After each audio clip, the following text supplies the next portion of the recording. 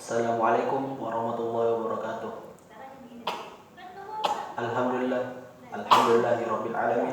Wassalatu wassalamu ala asyrafil anbiya wal mursalin sayyidina Muhammadin wa ala alihi washabihi ajmain. Amma ba'd. Pertama-tama, marilah kita panjatkan puja dan puji syukur atas kehadirat Allah Subhanahu wa taala, karena Dialah kita masih diberikan beberapa kesempatan dan beberapa nikmat, ialah nikmat iman dan nikmat Islam dan nikmat kesehatan, agar kita bisa bertemu kembali di tempat yang insyaallah mubarakah ini. Yang kedua, kita kirimkan salawat menyertai salam kepada junjungan kita, Nabi besar kita, pedoman kita, penutup para nabi, ialah Nabi Muhammad SAW. Karena dialah yang menuntun kita dari zaman kegelapan jahiliyah menuju zaman terang benderang yang dipenuhi Islam. Dialah Nabi yang menegakkan panji-panji Islam hingga sampai saat ini. Pada kesempatan kali ini saya akan membawakan salah satu kisah tentang seorang pemuda yang hidup pada zaman Nabi. Seperti yang kita ketahui bahwa kualitas para pemuda di zaman Nabi sangat berbeda dengan pemuda di zaman sekarang. Ibaratnya sebuah masakan, istilahnya fresh from the oven, masih hangat-hangatnya karena berada di sisi Nabi. Dan saya akan mengambil salah satu kisah yang berada di buku Barisan Pemuda Zaman Nabi, ialah Anas bin Malik. Anas bin Malik, atau yang memiliki nama lengkap Anas bin Malik bin Nadir Al-Khadirazi Al-Ansari dari Bani Najjar. Ibunya bernama Ummu Sulaim Sahla binti Malik bin Khalid, dan ayahnya bernama Malik bin Nadir. Anas bin Malik juga memiliki saudara bernama Al-Bara' bin Malik, dan Al-Bara' bin Malik ini adalah salah satu pahlawan dan kesatria muslim yang syahid dalam pembebasan Tustar. Ummu Sulaim ketika memeluk Islam, ayah Anas bin Malik ialah Malik bin Nadir tidak setuju, kemudian pergi meninggalkan keluarganya dan pergi ke Syam. Belum sampai di Syam, ia pun kemudian meninggal dunia, hingga akhirnya Ummu Sulaim menikah dengan Abu Talha Zaid bin Malik dengan mahar bahwa ia ingin masuk Islam. Dan kejadian ini terjadi antara dua baiat Aqabah, sehingga Abu Talha pun hadir pada saat baiat Aqabah kedua. Anas bin Malik lahir pada tahun ketiga kenabian. Jadi bisa dibilang bahwa ia lahir pada tahun ke-10 sebelum hijrahnya Rasul. Ummu Sulaim sejak kecil menanamkan pada Anas bin Malik kecintaan terhadap Rasulullah, sehingga Anas waktu kecil tidak seperti teman-teman sebayanya yang di pikirannya masih memikirkan hal yang main-main. Anas bin Malik telah menunggu kapan tibanya hijrahnya Rasulullah dari Mekah ke Madinah, hingga ketika dia mendengar Rasul hijrah ke Madinah, ia pun sangat senang. Kemudian kedua orang tuanya menyerahkan Anas bin Malik kepada Rasul. Ia berkata, "Wahai Rasul, Anas bin Malik adalah anak yang cerdas, biarkanlah ia melayanimu. Jadi selama di Madinah, pada periode Madinah, Anas bin Malik berkhidmat kepada Rasulullah SAW. Dia berkhidmat kepada Rasulullah bukan hanya di rumah saja, melainkan ketika berpergian dan ketika perang. Sehingga Anas bin Malik salah satu pemuda dari kalangan remaja yang menghadiri beberapa peperangan, seperti perang-perang seperti perang Badar, perang Uhud, dan perang Khandaq. Anas bin Malik pun turut pada saat perang Qadisiyah dan perang pembebasan Tustar. Hingga pada saat pembebasan Tustar, Umar menyuruhnya untuk mengambil ghanimah atau rampasan perang dan beberapa tawanan perang. Seketika itu pula Anas bin Malik membawa pemimpin Tustar, ialah Hurmuzan. Dan Anas bin Malik adalah salah satu pemuda yang cerdas. Ia menjadi salah satu periwayat hadis yang meriwayatkan sebanyak 2286 hadis. Dan Masya Allah, di antara para sahabat hanya 3 yang meriwayatkan banyak hadis, ialah Anas bin Malik, Abu Hurairah, dan Abdullah bin Umar.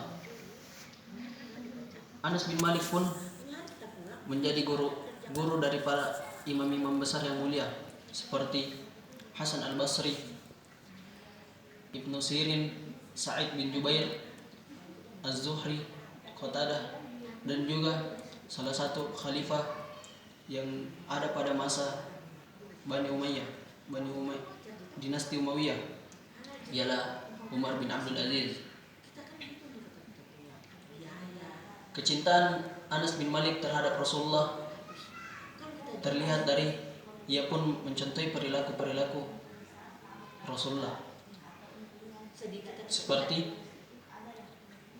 banyak para sahabat yang mengatakan bahwa tidak ada salat yang paling mirip dengan salatnya Rasulullah kecuali Ibnu Ummu Sulaim, yang dimaksud di sini adalah Anas bin Malik. Seperti yang kita ketahui bahwa Rasulullah ketika salat malam hingga bengkak kakinya. Para sahabat pun bertanya, kenapa engkau melaksanakan salat hingga kakimu bengkak, padahal engkau itu telah terampuni dosa-dosamu? Dan Nabi pun berkata, tidak bolehkah aku bersyukur kepada Tuhanku? Dan contoh yang lain ialah ketika semasa hidup Rasulullah, ketika Rasulullah jalan dan bertemu dengan sekelompok anak-anak kecil, Rasulullah pasti akan salam kepada mereka. Hal ini pun dicontohi oleh Anas bin Malik. Salah seorang muridnya berkata, ketika Anas bin Malik sedang jalan dan ia melihat perkumpulan anak-anak, Anas pun memberikan salam kepada anak-anak tersebut.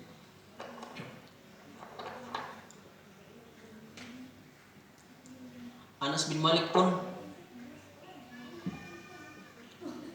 bukan hanya meriwayatkan hadis, tetapi juga menulis hadis tersebut. Karena sebagaimana yang kita ketahui pada zaman Rasul masih hidup, hadis belum diizinkan untuk ditulis, karena ditakutkannya bahwa nanti akan tercampur aduk oleh Al-Quran.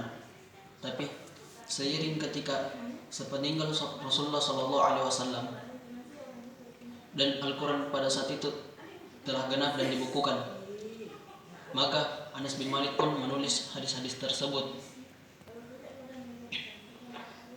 Bahkan Anas pun berkata, ikatlah ilmu dengan tulisan. Ini bisa menjadi salah satu contoh bagi para talibul ilmu atau penuntut ilmu ketika ingin menuntut ilmu, bahwa ketika mendapatkan suatu ilmu kita harus mencatatnya. Tapi tidak sampai di situ, Anas bin Malik pun mencatat dan kemudian mengamalkan ilmu-ilmu yang telah dia dapatkan. Karena dia berkata bahwa Allah akan memberi pahala terhadap seorang penuntut ilmu ketika ilmu tersebut diamalkan. Ini pun bisa menjadi salah satu contoh bahwa kita sebagai penuntut ilmu jangan hanya mencatat saja, tapi kita harus mengaplikasikannya, merealisasikannya, dan mengajarkannya kepada orang-orang sekitar. Disitulah pahala yang sebenarnya bagi penuntut ilmu, ketika ilmu yang dia ketahui diajarkan kepada orang-orang lain. Anas bin Malik pernah menjadi pemimpin Basrah, dan dia menghabiskan sisa hidupnya di Basrah sampai suatu ketika ia sakit di salah satu sudut kota di Basrah.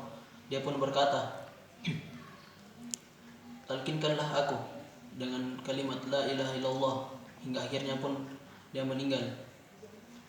Dan Anas bin Malik pun meninggal pada tahun 93 Hijriah, dan dialah salah satu sahabi yang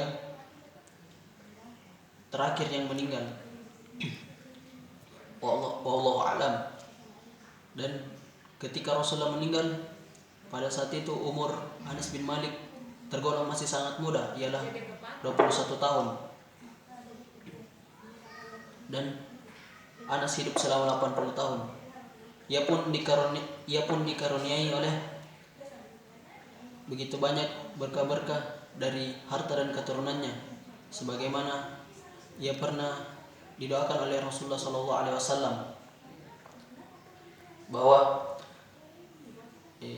bahwa Anas akan diberkahi oleh harta dan keturunannya, hingga ia pun memiliki hampir 100 keturunan. Semasa hidup Rasulullah, Anas waktu kecil tidak pernah